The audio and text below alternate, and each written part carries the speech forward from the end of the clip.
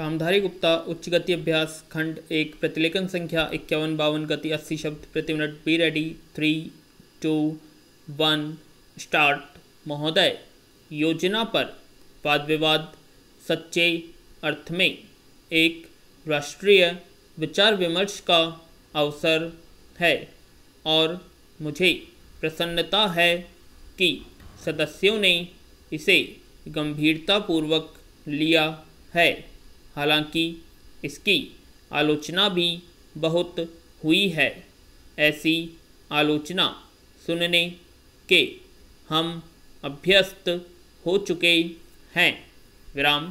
पहले इसका लक्ष्य योजना का विचार ही हुआ करता था। विराम। सौभाग्य से वह बात अब नहीं रह गई है और हम विकास की ऐसी सीढ़ी पर पहुंच चुके हैं जब मुझे आशा है कि सभी दल योजना के विचार का अनुमोदन करते हैं।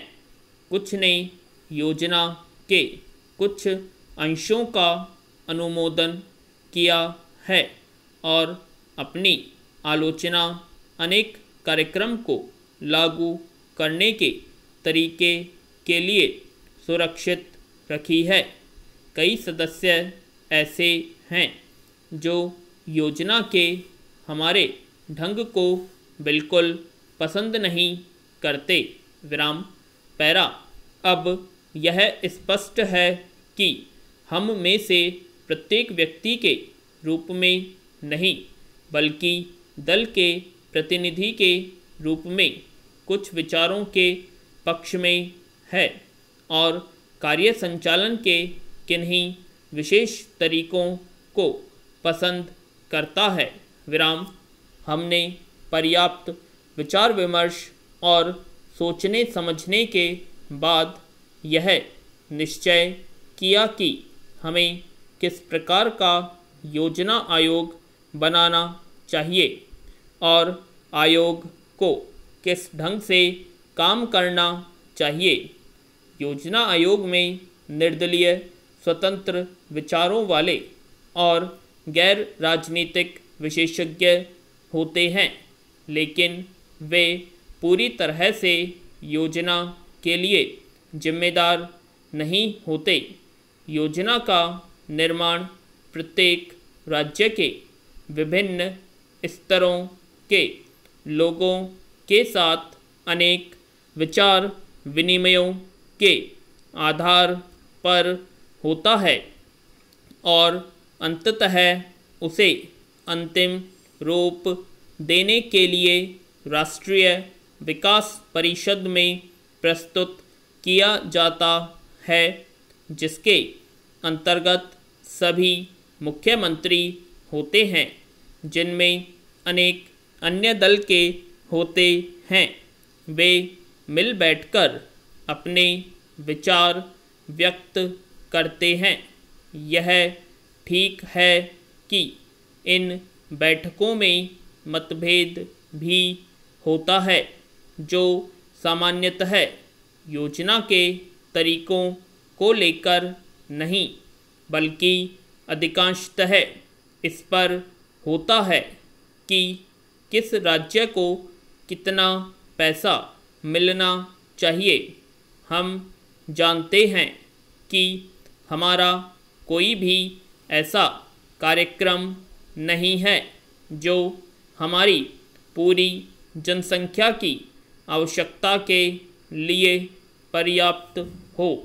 सभी समय उपलब्ध साधनों और जनता की आवश्यकता के बीच सामंजस्य के लिए प्रयास करना होता है। यह सोचना होता है कि क्या किया जाना चाहिए अथवा एक दूसरे क्षेत्र के लिए क्या किया जाना चाहिए। कुल मिलाकर यह योजना अगले 4 वर्षों के लिए प्रगति का घोषणा पत्र है। हमें कुछ अनुमान है। पैरा। महोदय, यद्यपि योजना के अंतिम रूप पर यह औपचारिक बहस अब हो रही है, हमने योजना के प्रारूप के बारे में काफ़ी ब्यौरेवार विचार किया था।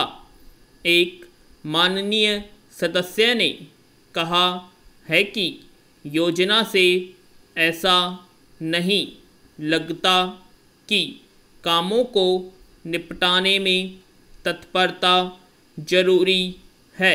विराम, मैं समझती हूँ कि योजना के प्रारूप और उसके अंतिम रूप में यही अंतर है। अंतिम रूप में हमने तात्कालिकता पर जोर दिया है, जिसका प्रमाण यह है कि उसमें आज की प्रमुख समस्याओं की पहचान की गई है, जैसे बेरोजगारी या क्षेत्रीय असंतुलन अथवा अन्य ऐसी ही बातें। इनमें से कुछ समस्याओं के समाधान में कोई विलंब नहीं होना चाहिए और उन्हें तत्काल दृढ़ निश्चय के साथ हल किया जाना चाहिए। लेकिन कुछ परिस्थितियां ऐसी होती हैं जिनमें हमें काम करना होता है। कुछ मान्य तरीके हुआ करते हैं। इनमें से एक है लोकतंत्री प्रक्रिया। बहुत से लोग चाहते हैं कि हम कई काम एक साथ करें और इनमें से कुछ के बारे में हम सहमत भी हैं कि वे सही काम हैं, लेकिन हम लोकतंत्री प्रक्रिया के प्रति वचनबद्ध हैं। हम जानते हैं कि राय से काम करने के लिए प्रतिबद्ध हैं। हमें अधिकाधिक जनता और पार्टियों को अपने साथ लेकर आगे बढ़ना है। विराम, मैं समझती हूँ कि अगर इससे हमारी गति कुछ धीमी भी रहती है तो भी हमारी प्रक्रिया को बल मिलता है और हम जो भी काम हाथ में लेते हैं उसे बल मिलता है। पैरा दूसरा तरीका मिश्रित अर्थव्यवस्था का है, लेकिन शायद कुछ लोग सहमत नहीं हैं।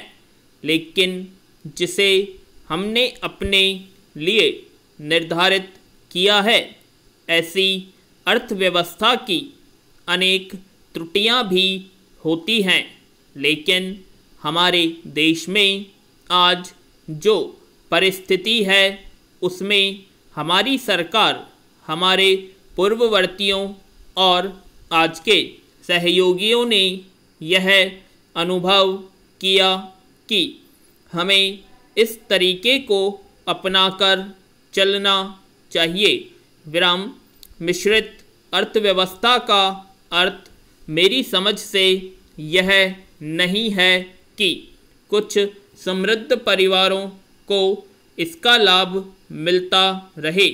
कृषि या लघु उद्योग जैसे अनेक क्षेत्र कमज़ोर वर्गों के लाभ के लिए निजी क्षेत्र में रखे गए हैं और हमारी मिश्रित अर्थव्यवस्था के अंतर्गत अपने लिए लोगों को अनेक कार्यक्रम अपने हाथ में लेने के अलावा उनमें अपने लिए काम करना चाहिए।